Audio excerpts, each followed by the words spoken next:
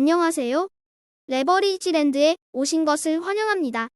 2024년 10월 1일 화요일 오늘의 증시 날씨, 어정쩡한 분위기. 미국 증시가 파월 의장의 매파 발언에 잠시 휘청거리는가 싶더니 연착륙에 대한 자신감이 더해지며 오늘도 상승 마감했다. 지난주 마이크론의 맹활약 속에 크게 상승했던 반도체만 1.07% 하락하고 나머지는 일제히 소폭 확인한 것을 확인할 수 있다. 다음은 간밤에 나온 주요 증시 뉴스들이다. 먼저 연준 의장 파월이 11월에는 빅컷이 없을 것이라고 발언하며 두 차례 연속 빅컷 기대감을 좌절시켰다. 한편 최근 들어 중국 증시에 대한 관심이 뜨거운 가운데 추가 상승 여부를 두고 의견이 분분한 모습이다.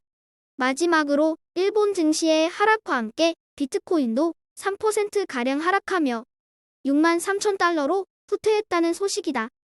다음은 주요 증시 전망 소식들이다. 먼저 골드만삭스는 중국 정치국의 부양책이 게임 체인저가 되고 있는 분위기라며 최근 핫해진 중국 분위기를 전했다. 하지만 모간 스탠리는 그래봐야 중국 주식이라며 동일 비중 유지를 제시한다. 한편 파월의 매파 발언 속에 CME 패드워치에서 집계하는 11월의 빅컷 가능성이 60%대에서 34.7%로 크게 하락해 눈길을 끈다.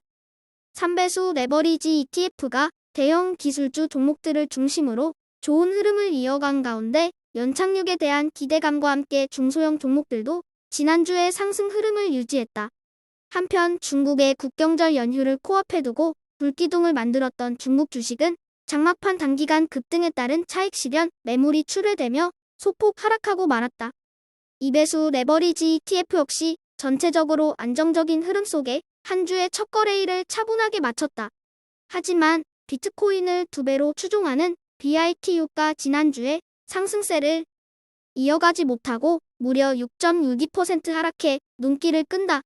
아무래도 일본 니케이 지수의 폭락과 11월 빅컷 가능성의 하락이 영향을 미친 것으로 보여지는 가운데 과연 비트코인이 미국 대선을 코앞에 둔 10월에는 어떤 행보를 보이게 될지 갈수록 흥미진진해진다.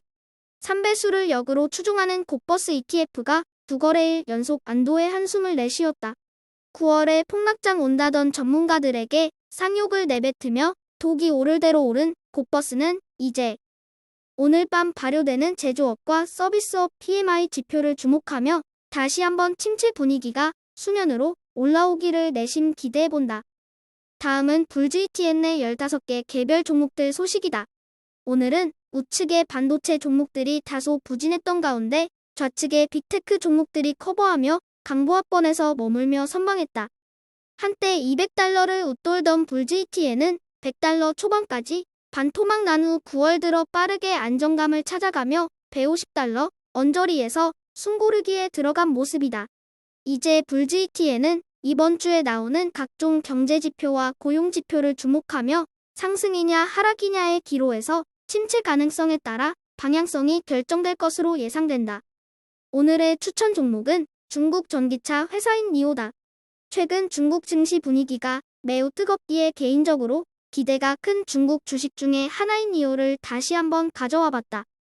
중국의 전기차 경쟁 심화에도 불구하고 니오가 잇따라 투자금을 확보하고 있어서 화제다.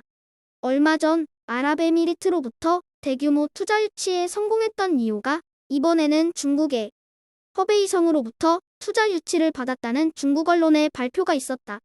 국가 보조금과 젊은 소비자들의 인기를 등에 업고 시장 예상치를 훌쩍 뛰어넘는 인도량을 발표했던 니오는 중국이 자율주행 기술 경쟁에서도 바이두와 협업하며 다른 전기차 기업들에게 큰 위협이 되고 있다. 우리의 실질적인 경쟁자는 중국 자동차 기업이라고 했던 일론 머스크의 발언이 의미심장하게 다가올 정도다. 잇따른 투자 유치 속에 이제는 돈 걱정 없이 세련된 디자인과 뛰어난 자율주행 기술력을 등에 업고 무럭무럭 성장해 나갈 것으로 기대되는 니오를 오늘의 템버거 후보 종목으로 자신있게 추천해본다. 레버리지랜드는 샀다 팔았다를 권장하지 않는다. 그러다 보니 일부 시청자들로부터 너무 낙관적이기만 하다는 비아냥을 듣기도 한다. 인실짓고 고백하자면 시장의 단기 하락과 상승 예측을 굳이 언급하지 않는 이유는 그것을 맞출 수 있는 실력이었기 때문이다. 수많은 전문가들이 9월에는 폭락이 오니 현금을 준비하라고 했지만 그 예상은 보기 좋게 빗나갔다. 11월 미국의 대선까지 불확실성이 증대될 테니 또다시 현금을 준비해서 폭락이 찾아오면 들어가라고 한다. 시장이 그렇게 많은 이들의 예측대로 고분고분하게 움직여준다면 얼마나 편할까? 하지만 현실은 그렇게 호락호락하지가 않다. 당장 내일 무슨 일이 벌어질지도 모르는 게 세상의 이치다. 그 어떤 일이 벌어진다 하더라도 감당할 준비가 되어 있는 자가 결국은 성공하리라고 확신한다. 무식하게 주식에 몰빵 투자하자는 이야기가 아니다. 스스로 감당할 수 있을 만큼만 투자하고 그 어떤 리스크도 준비하고 대비하며 투자에 나가자는 것이다. 모른다는 것을 인정하고 불확실성을 즐길 줄 아는 지혜로운 투자자가 되자. 언제나 한결같이 레버리지랜드를 찾아주시고 응원해주시는 모든 분들께 감사합니다.